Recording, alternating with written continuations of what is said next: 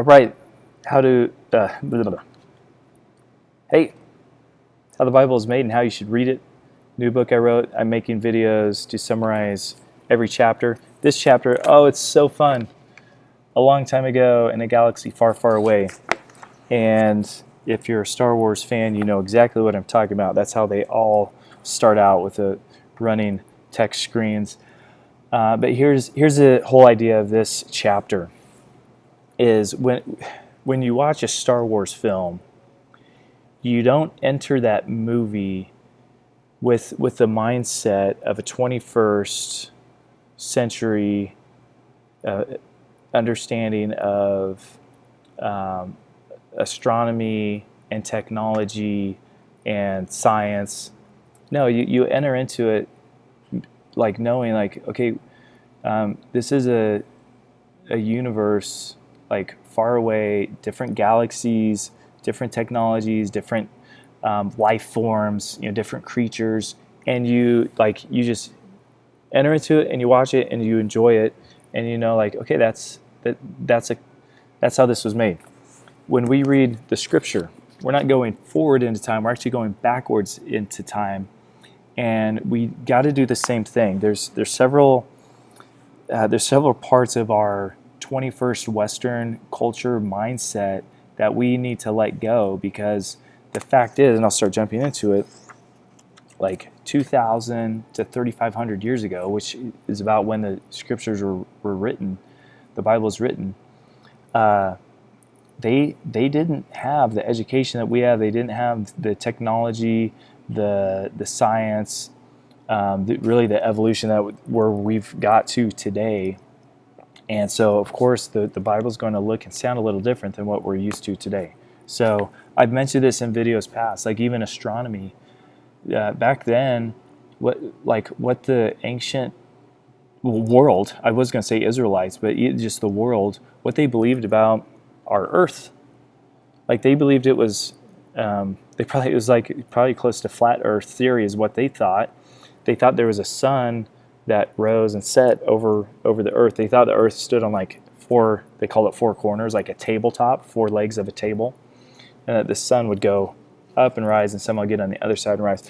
Well, now we know that the sun's stationary and the earth revolves around its axis, and so the sun doesn't set or rise or set, but it just looks like that from where we are. Like if you're in space and you're looking at the earth, it would like if you're around the equator, right, in Ecuador, and it was raining from space, it would look like the rain is falling sideways, right, onto the earth, onto the globe.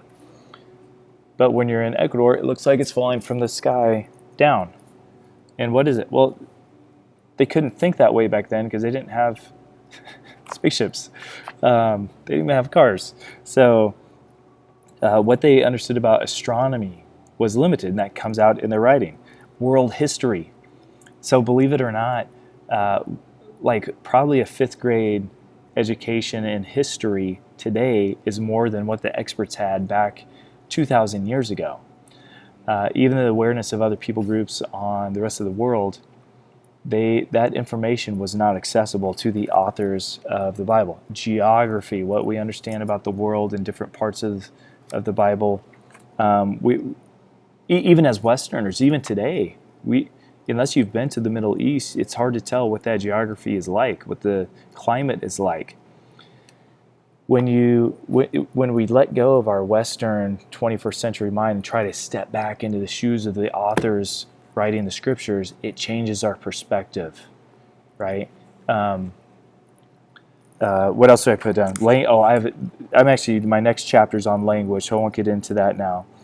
Even dress, when you read the scripture, sometimes like clothes, rings, sandals are mentioned, and if you don't know the significance behind that, you miss out on a lot. Like one of the most famous, if not, it might be the most famous story Jesus ever told. It was a parable of the prodigal son.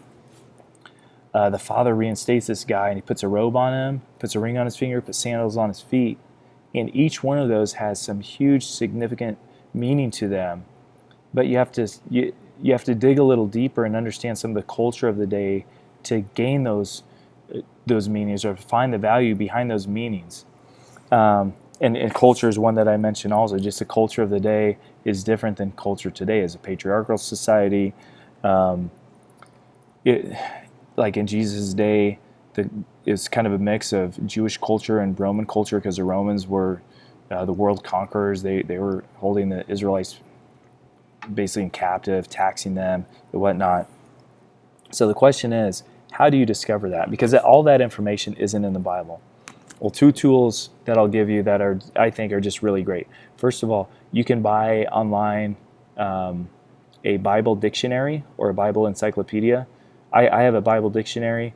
It's a pretty big book, but it costs like $20, and it has a wealth of information in it. You can look up almost any person or thing, object or place in the Bible, and it's going to give you some really good detail about it. Just gaining context of what the world was like back then is so valuable, and you can learn a lot, and you'll impress yourself. You'll impress yourself with how much you can learn. The other one is just reading other Christian books, like commentaries on the Bible. So the two books that I read about the prodigal son, one was Prodigal God by Tim Keller, and the other one is A Tale of Two Sons by John MacArthur. I learned so much about that one single parable by these two books that were written about it and completely unpacked it. And there are books, any topic or person or place or thing in the scripture, I guarantee there's been a book written on it. So you can pick up a book and read that. Now, I'm going to admit I'm kind of nerding out here. Like, some people are like, I don't even read the Bible, let alone read the Bible and then read books about the Bible. It's like reading a book about a book, which ironically enough is this. But it's a way to leapfrog and make light year movement on research that you don't have to do yourself. And if you're really intrigued or interested in the scriptures, that's one of the best ways that you can just make a lot of progress by resting on work that other people have done. So I'd recommend that. I hope this has been encouragement and value of you. We're going to keep going, but thanks for watching this video. God bless.